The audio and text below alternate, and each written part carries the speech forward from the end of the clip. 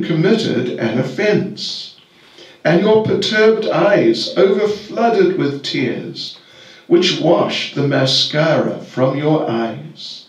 And you were afraid, though fear personified is afraid of you. This sight is bewildering to me. Purport by Srila Prabhupada.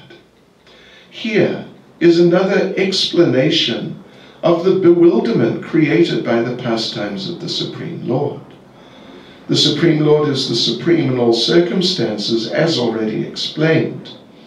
Here is a specific example of the Lord's being the supreme and at the same time a plaything in the presence of his pure devotee. The Lord's pure devotee renders service unto the Lord out of unalloyed love only. And while discharging such devotional service, the pure devotee forgets the position of the Supreme Lord. The Supreme Lord also accepts the loving service of his devotees more relishably when the service is rendered spontaneously out of pure affection, without anything of reverential admiration. Generally, the Lord is worshipped by the devotees in a reverential attitude, but the Lord is meticulously pleased when the devotee, out of pure affection and love, considers the Lord to be less important than himself. The Lord's pastimes in the original abode of Goloka Vrindavan are exchanged in that spirit. The friends of Krishna consider him one of them. They do not consider him to be of reverential importance.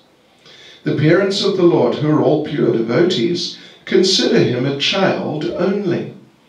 The Lord accepts the chastisements of the parents more cheerfully than the prayers of the Vedic hymns.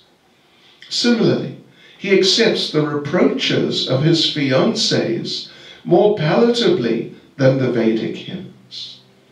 When Lord Krishna was present in this material world to manifest his eternal pastimes of the transcendental realm of Goloka Vrindavan as an attraction for the people in general, he displayed a unique picture of subordination before his foster mother Yashoda. The Lord, in his naturally childish, playful activities, used to spoil the stocked butter of Mother Yashoda by breaking the pots and distributing the contents to his friends and playmates, including the celebrated monkeys of Vrindavan, who took advantage of the Lord's munificence. Mother Yashoda saw this, and out of her pure love, she wanted to make a show of punishment for her transcendental child. She took a rope and threatened the Lord that she would tie him up, as is generally done in the ordinary household. Seeing the rope in the hands of Mother Yashoda, the Lord bowed down his head and began to weep just like a child, and tears rolled down his cheeks, washing off the black ointment smeared about his beautiful eyes. This picture of the Lord is adored by Kunti Devi because she's conscious of the Lord's supreme position. He is feared often by fear personified. Yet he is afraid of his mother, who wanted to punish him just in an ordinary manner. Kunti was conscious of the exalted position of Krishna, whereas Yashoda was not. Therefore, Yashoda's position was more exalted than Kunti's. Mother Yashoda got the Lord as her child, and the Lord made her forget altogether that that her child was the Lord himself. If Mother Yashoda had been conscious of the exalted position of the Lord, she would certainly have hesitated to punish the Lord. But she was made to forget the situation because the Lord wanted to make a complete gesture of childishness before the affectionate Yashoda. This exchange of love between the mother and the son was performed in a natural way, and Kunti, remembering the scene, was bewildered, and she could do nothing but praise the transcendental filial love. Indirectly, Mother Yashoda is praised for a unique position of love, for she could control even the all-powerful Lord as her beloved child. Gopyada de tvai kritagasi dhammatavad, ya te dashastru kalilanjana sampramaksham, vaktram naniya bhayabhavanayasti tasya, samam vimohayati birapiyat bibeti. My dear Krishna, Yashoda took up a rope to bind you when you committed an offense, and your perturbed eyes overflooded with tears, which washed the mascara from your eyes. And you were afraid, though fear personified is afraid of you. This sight is bewildering to me. Nama Om Vishnu Padaya Krishna Pristaya Bhutale Shrimati Bhaktivedanta Swami Niti Namane Namaste Saraswati Devi Gauravani Pracharane Nirvishesha Shunyavadi Vastutyade Shatarane Sri Krishna Chaitanya Prabhu Nityananda Sri Advaita Gadadhara Sri Vasadi Gaura Bhakta Vrinda Hare Krishna Krishna Krishna Hare Hare Hare Rama, Rama Rama, Hare Hare. Vachakapaturabhyascha kripa sindhubhyevacha patitanam bhavanebhyo vaishnavebhyo namo namaha. Please turn off your cell phones, unless you're expecting some extremely important phone call on Sunday morning. It is just common good manners. So, yes, we were reading yesterday from a different chapter, the previous chapter, and there it was Draupadi's situation, and she was showing her amazing consciousness and state, her condition in pure devotional service. It was really quite astonishing. Anyway, that despite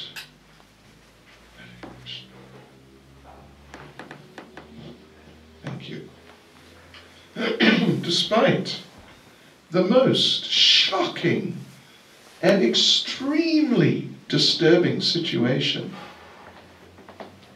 she remained very kind and mercifully inclined towards the person who had created the shocking situation for her, which was that Ashvatthama had murdered her 5 young children while they were sleeping the night before, just some hours before. And it's a little bit of a long story, but Ashvatthama was caught and then dragged in.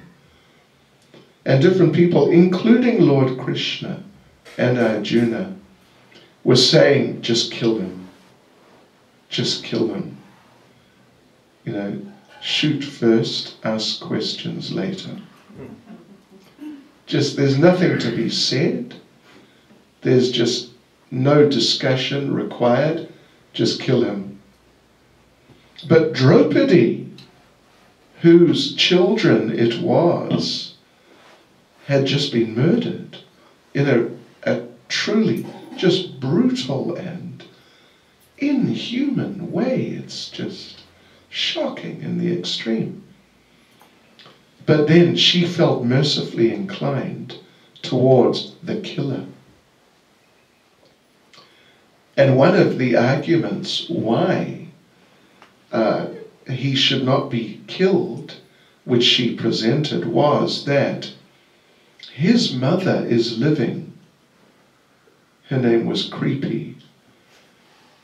His mother is living, and if he is killed, she will feel pain and hurt like I'm feeling. And I don't want to see her suffer like that. So just see the exalted consciousness of the exalted devotees. It is really something on a completely different level to what we are used to, and certainly what we possess ourselves. So now this is a different chapter and different situation. This is now Queen Kunti offering prayers. Queen Kunti is the mother of the Pandavas, and therefore the mother-in-law of Draupadi, and the aunt of Lord Krishna. So now she is expressing another very interesting and amazing feature of the consciousness of the very advanced devotees. And in this case, when we say very advanced, we mean even more advanced than her, and more advanced even than Draupadi, considerably more advanced. She is describing the incident, the pastime we discussed last night in the demons in Krishna's Vrindavan Leela. In our seminar last night, of course, you were all there, we discussed the Damodar Leela in some detail. Not total detail, but some detail. And we described there how Mother Yashoda was concerned in a motherly way about her son Krishna, that Krishna not grow up to become a bad adult and in that way create a bad future for himself for the rest of his life.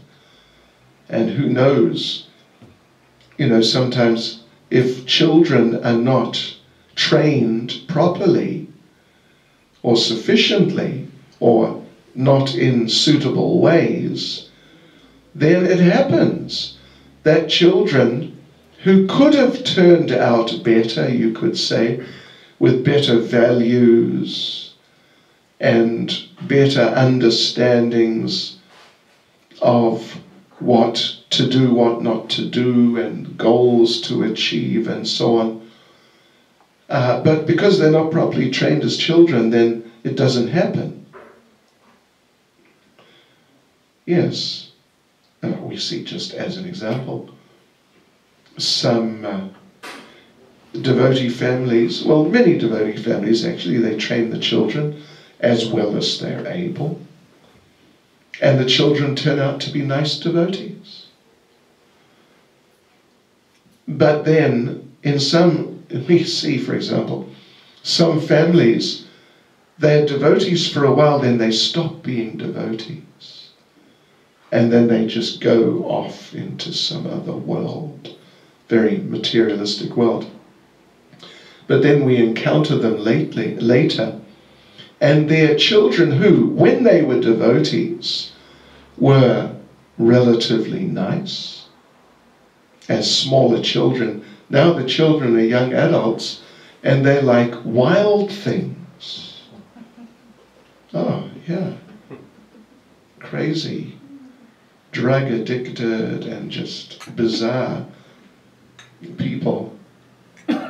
We had one, and well, actually the mother remained a devotee, but he didn't, and he became a taxi driver in Chatsworth. That says a lot. And in the end he was killed in the taxi wars. So training makes a big difference. In other words, children are not just toys to be played with and to be enjoyed. Children are responsibilities, right? Children are responsibilities. And Mother Yashoda was feeling just like that. She was feeling, this Krishna, he's my little boy. He's my responsibility. I have to train him. And if I don't, then he'll grow up bad. And that will just be very bad. And even it'll be bad for me. She was thinking, because people will criticize me. That, what sort of mother are you? Yes, so therefore she really wanted, when Krishna would be naughty, which was not infrequent, it was frequent in other words, she would feel, I must discipline him. And there's a famous discussion, maybe not so famous, but a discussion in Nandagram. It features in our Nandagram DVD, if you have that. Dinabandhu Prabhu speaks it. And there, Upananda, if I remember correctly, Upananda, one of Nanda Maharaj's brothers, he calls a meeting of all the Brijbasis that I've got something really important for us all to discuss. We must all gather and get together. And yeah, I've understood something extremely important. Important for all of us. And I want to clarify that. So everyone gathered, yes, right, what is this important thing? And Upananda said, you know Krishna, we all think he's just one of the children, one of the boys, and he's naughty sometimes, and we shout at him sometimes, and sometimes Yashoda waves a stick at him, and sometimes she ties him up with ropes, and sometimes Nanda Maharaj shouts at him, and all of you, sometimes you get a little upset with Krishna. I've got news for you. Krishna is God. So we can't treat him like this. We cannot treat him like this. Mother Yashoda, you cannot pull his ear any longer. Does your mother pull your ear? Okay. You mustn't threaten him. And Nanda Maharaj, you mustn't shout at him. You don't shout at God. He's the supreme truth. He's the supreme pure. He is the supreme powerful. We can't treat him like this. Things have to change around here. And Nanda Maharaj, who of course knows Krishna extremely well, stepped forward and said, wait a minute, just hang on, just wait. Look, you say Krishna is the supreme truth. Well, I have news for you. He's a liar. He steals the butter. And we ask him, was it you who stole the butter? And he says, no, I would never do that. And once he stole the gopis' clothes. So he's not the supreme truth. He's dishonest. He's a criminal in the making. And we have to train him. And he's not the supreme truth. I mean, he's not the supreme pure. Look at him. Krishna was there. Look, he's been rolling in the ground. Look at him. He's covered in dirt and some cow dung. He's not the supreme pure. He's dirty. He's always like this. Mother Yashoda bathes him. In a few minutes he's dirty again. And he's not the supreme power, the supreme powerful. Whenever there's a storm and there's thunder and lightning at night, he comes running into my room. Peter, Peter, can I get into your bed? I'm frightened. So he's not the supreme power. He's my son. And if he does something wrong, I'm going to chastise him. And that was the end of the discussion. And Upananda was a little bit like, wow, I don't know what to say. So, yes. This is a very interesting aspect of Krishna consciousness.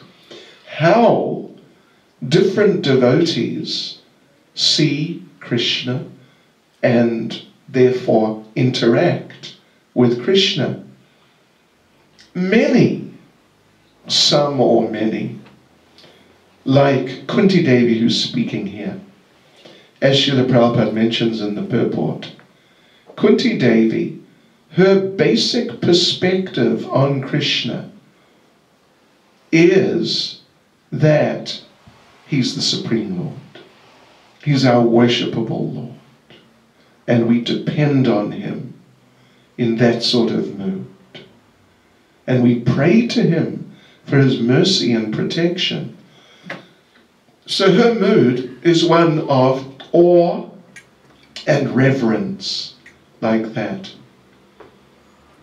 But now, Yashoda, as Kunti is saying here, Yashoda, her mood is not like that. And it is not, well, for that matter, anyway, Yashoda's mood is not reverential. And it is not just she, like we or the people in general particularly, we're sometimes not reverential enough to Krishna. And certainly the people in general are not reverential enough towards Krishna at all. Many of them don't even think he exists. And others who may sort of accept he exists in some way or another, but they don't really respect him. They regard him more as an order supplier. And if he doesn't do his job as they see his job, in the way that suits them, then they think, just like the child who wants to run away from home, just, who needs you? See you later, and they become atheists, or they convert to another religion or something along those lines. So lack of reverence towards Krishna is a big problem. And it's a big problem. It's a problem for us sometimes also. Because a lack of reverence towards Krishna and real, you could say, appreciation of who is Krishna and what is my position in relation to Krishna. A lack of appreciation of that leads us to do things like continue material habits. Things like watch television. Why do we watch television? For entertainment, generally. But it's rubbish. It's just concentrated rubbish. So, but we may sometimes feel, I'll watch television. But the root of it is a lack of appreciation that Krishna is so wonderful. Krishna is so important to me. His part in my life is so extremely valuable that I should not let 1 second go by without being in full Krishna consciousness and without engaging in some activity of Krishna consciousness for my progress in Krishna consciousness. You know, we sort of lose interest in Krishna and we think, oh, what to do now? Oh, I'll watch TV. So anyway, a lack of reverence, acceptance of Krishna as our Lord is a problem for us, and a massive problem that is the problem in the material world. Now, Mother Yashoda is apparently exhibiting the same type of consciousness. And it's not just she's not educated enough and she needs a few lessons in Krishna consciousness.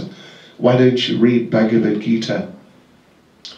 Come to the Bhaktivedanta College, take the Bhagavad Gita seminar. And when you come out at the end, Mother Yashoda, then you'll be thinking, wow, Krishna, I offer my obeisances to you.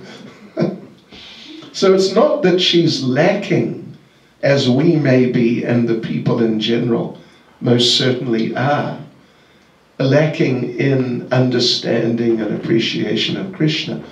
She appreciates Krishna tremendously. In fact, she appreciates Krishna so much, she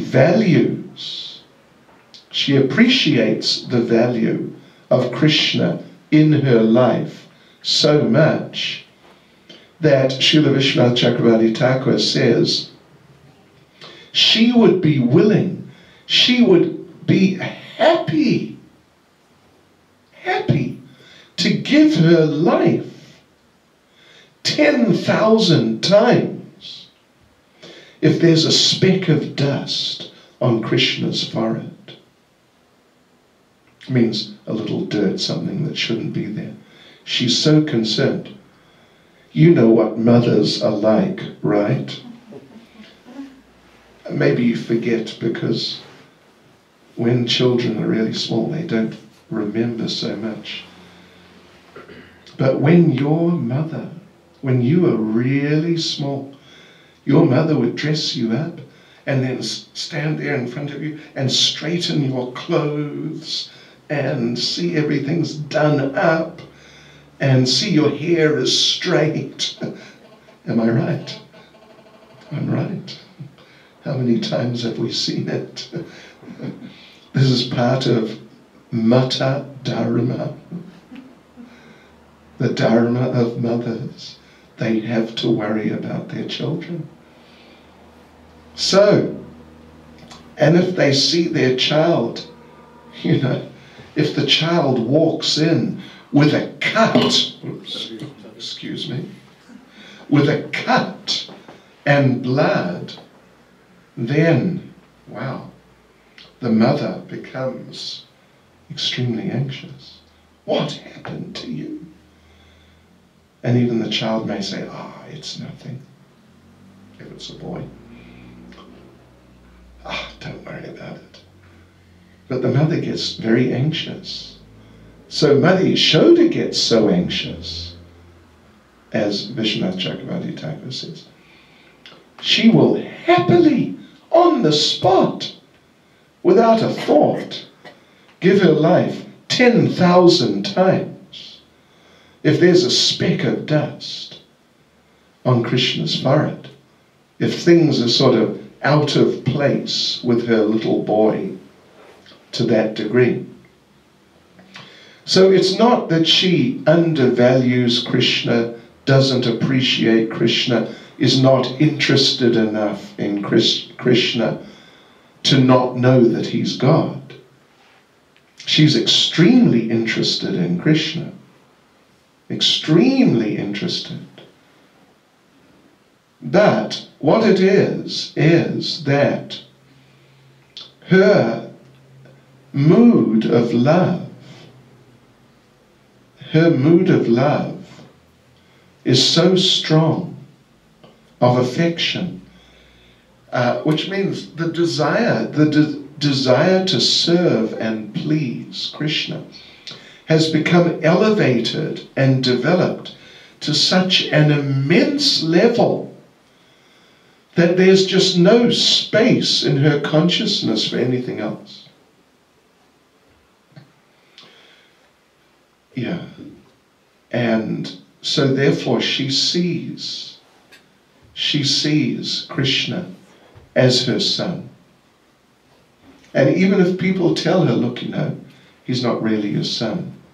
And like we mentioned, Upananda, saying different things and giving supposedly different reasons. But it didn't work. It didn't work. In love, in their love, they understand the situation in such ways that the idea of Krishna being God becomes illogical. It doesn't make sense because of how they see him in their mood of love. So therefore, Yashoda, Kunti here, is expressing appreciation for Yashoda. That I'm bewildered here. I'm bewildered that Yashoda is so amazing that Krishna was running in fear from her. But I have seen fear personified. There's a person named Fear. He's the presiding deity of the emotion, because they're presiding deities of all phenomena. So, fear, she has seen fear being frightened of Krishna. Yes. Everybody's afraid of fear. No one generally, no sane person wants to be really frightened. Of course, nowadays you do get people, they like to go to horror movies and be frightened. And ghastly movies, there's a whole subculture of movies you just don't see, they don't play in the theaters. But, they're like underground and extremely popular.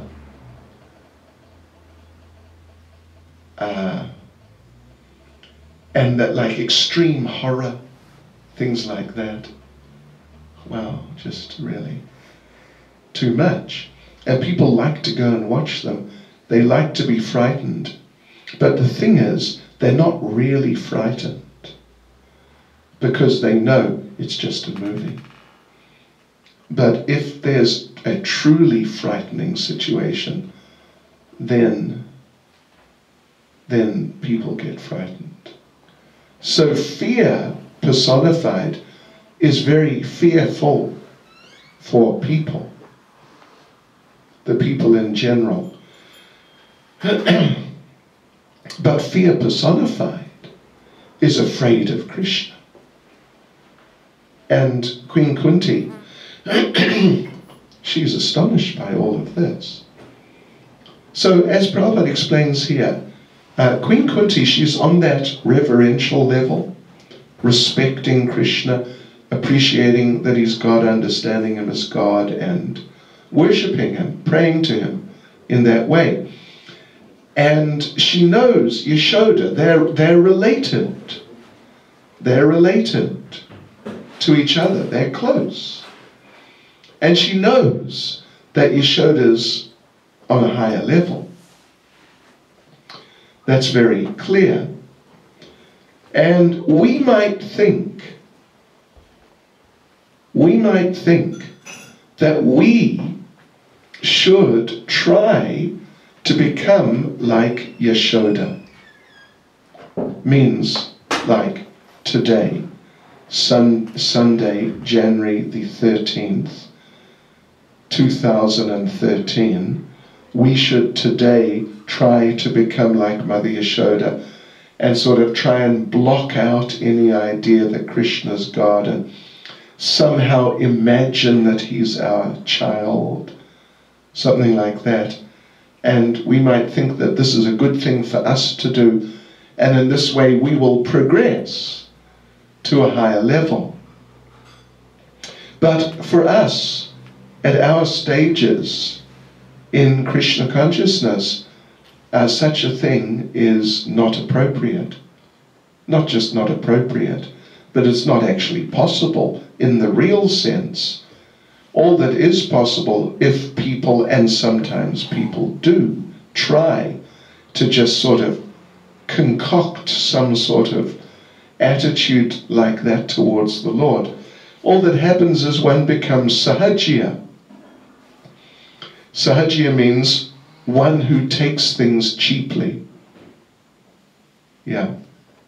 In their mind, they think they're very advanced, but they're taking advancement cheaply. Yeah, they don't understand what is advancement and what is the value of it. Prabhupada gives the example of the kacha jackfruit. See jackfruits growing on the tree, and they're big. They're like this, on the tree, hanging from the tree. But then Prabhupada talks about the kacha jackfruit, means like the bad jackfruit that's gone wrong. This jackfruit is like this size. It's tiny compared to your normal jackfruit, but it's fully ripe. It's fully ripe. If you leave it on the tree, it's not now going to grow out and become big like this. That's it, it's finished at that size. And such a kacha jackfruit cannot be used. Just throw it away, put it in the compost or something like that is all you can really do with it. Because it's fully developed, but it's not fully developed. But because it's in this wrong state of so-called full development, it cannot actually become truly fully developed. So like this, people who don't understand the need to get out of material consciousness and really cultivate the proper understanding of Krishna, develop the proper practices of Krishna consciousness, and gradually cleanse the heart of all the accumulated contamination which is there. And then after having done that, through the practice of sadhana bhakti, then by the mercy of the Lord, one may come to really develop love for Krishna. People who think you don't need to do like that, but they think you can just say, well, I love my mother, I love my father, I love my children, I love Krishna, I love my dog, I love my car, I love Bollywood, I love Lord Ram, and many things I love. But they don't know what love means. And they try to apply that idea of love to that elevated idea of love. The love of Mother Yashoda, who thinks that Krishna's her child and chastises him. And therefore in their lowly position, they chastise Krishna. Come on, Krishna, what are you doing? I told you I want a new Mercedes-Benz, and you gave me an old Toyota. What are you doing, Krishna? So, like this, people chastise the Lord, be they Christians, Muslims, Hindus, devotees even sometimes, get upset something goes wrong, blame it on Krishna, chastise Krishna. But it's different from Mother Yashoda chastising Krishna. Mother Yashoda, like we said, her mood is pure love. And pure love means pure concern for Krishna, his well-being, his happiness, his future, his development. Pure concern and overwhelming, completely like all-pervading concern for Krishna's well-being. in a motherly type of mood. So yes, we should be careful, everybody should be careful, not to become like the Kacha jackfruit. And then, yeah, I love Krishna.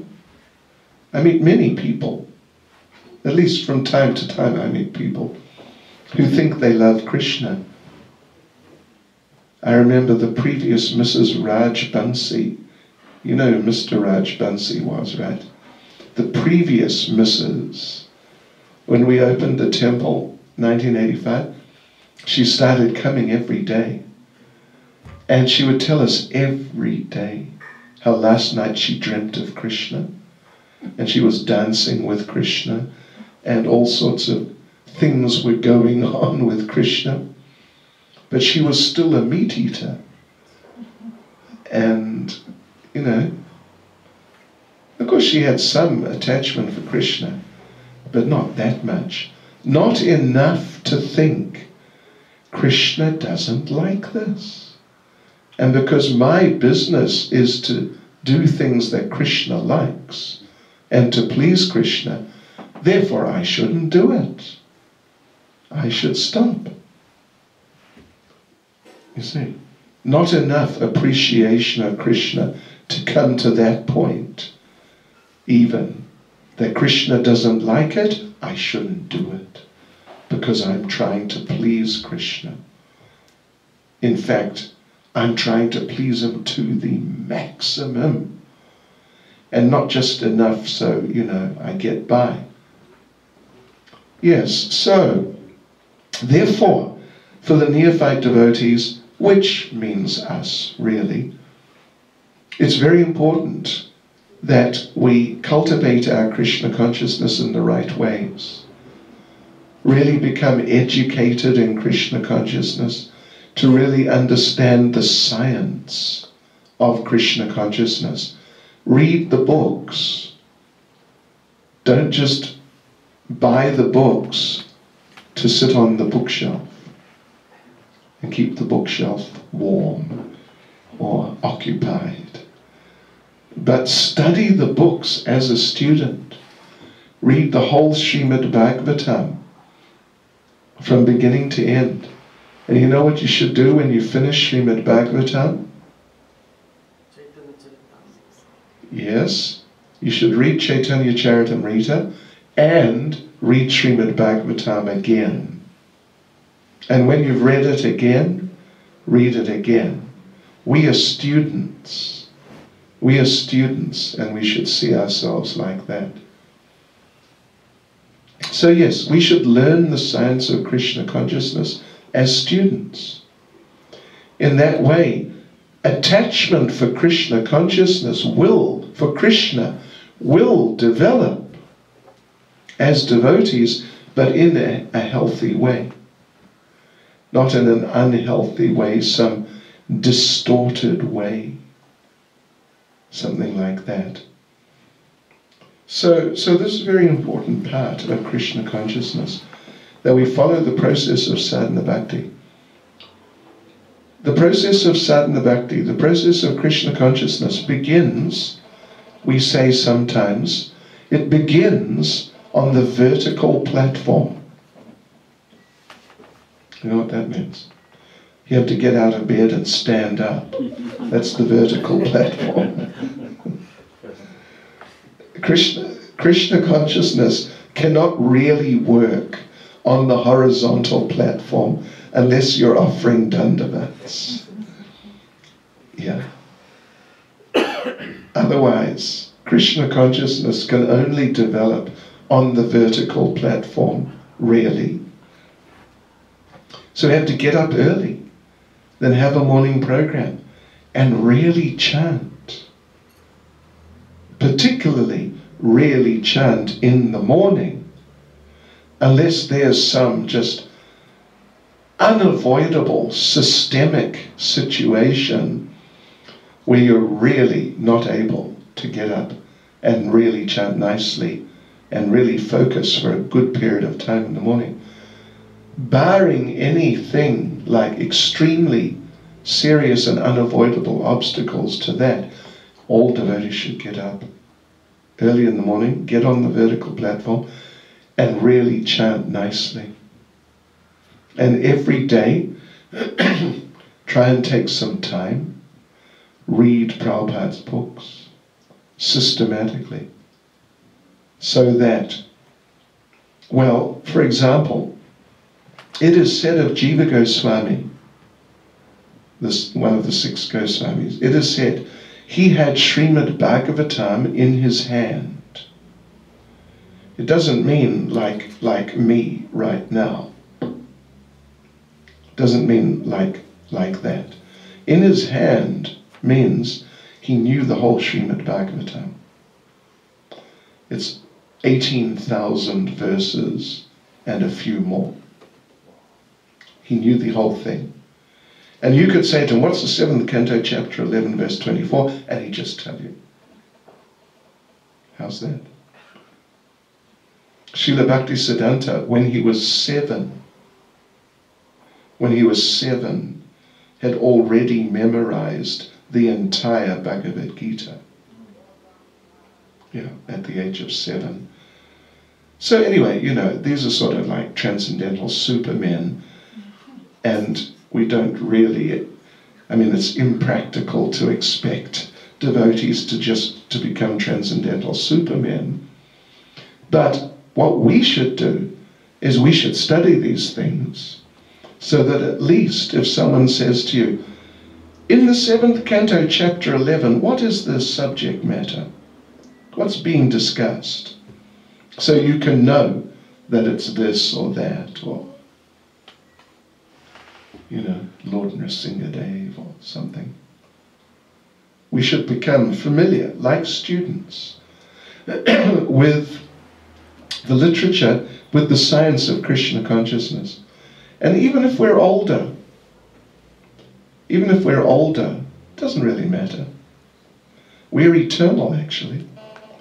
And Krishna consciousness is so stimulating that even when you're older, you can study it and gain so much from it. So like this, for us, for Mother Yashoda, she's come to that point where her love for Krishna is so all-encompassing and totally, she is possessed by love for Krishna many times over. So she doesn't need to do anything like read the books. But we need to develop that reverential, respectful mood. So we become so respectful to Krishna that whenever some opportunity for nonsense comes up, we'll immediately think, oh no, I can't do that. This would not please Krishna. I can't do that. I won't do that. And then you don't do that. Yeah. So in the earlier stages, through sadhana bhakti, one has to actually cultivate a mood of reverence and respect and concern and appreciation for Krishna. And to whatever degree one can do that in the early stages, practically speaking, to that degree one will progress. And as a result, practically speaking, to that degree, one will become happy. Because it's not just academic. And it's not just different routines and practices. But it's all part of developing a relationship. And it becomes more and more joyful and wonderful with every step. So, Queen Kunti, though, is saying, this bewilders me. My cousin, Yashoda, I see how she treats Krishna, and there's nothing wrong with it. I can see it. It's beautiful.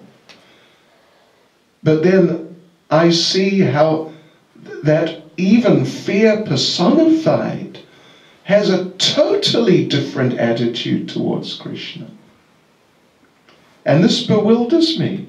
Who is Krishna? Is he a lovable person? Or is he someone we should be frightened of? What should our position be? So she's saying she's bewildered. She's not really bewildered, but she's helping us to appreciate these points as expressed here. That Krishna, he would rather have Jatila. You heard of Jatila? You heard of Jatila? No. Radharani's mother-in-law. The mother of Radharani's husband, Abhimanyu. And she's a case. She's the original mother-in-law. Hare Krishna.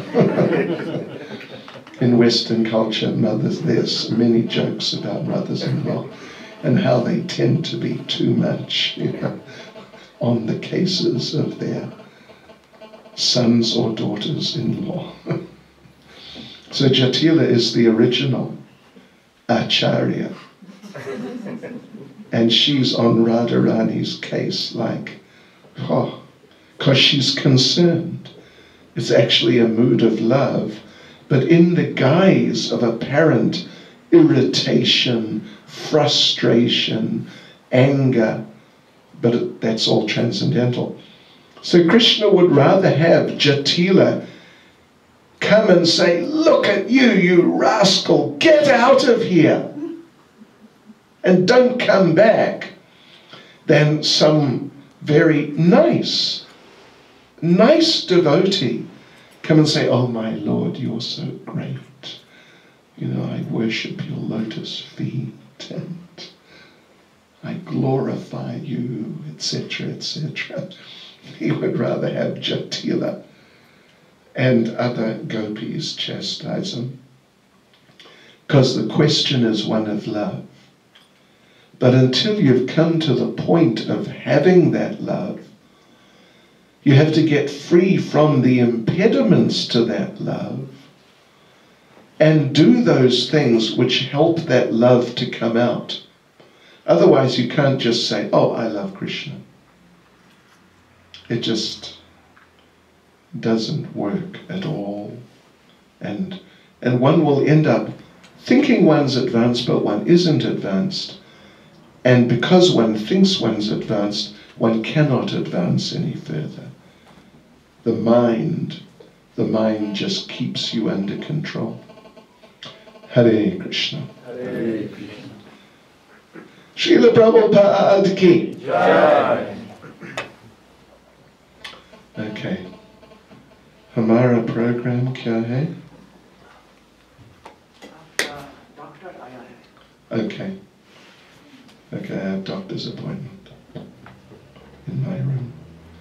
Hare Krishna. Have a nice day in Krishna consciousness.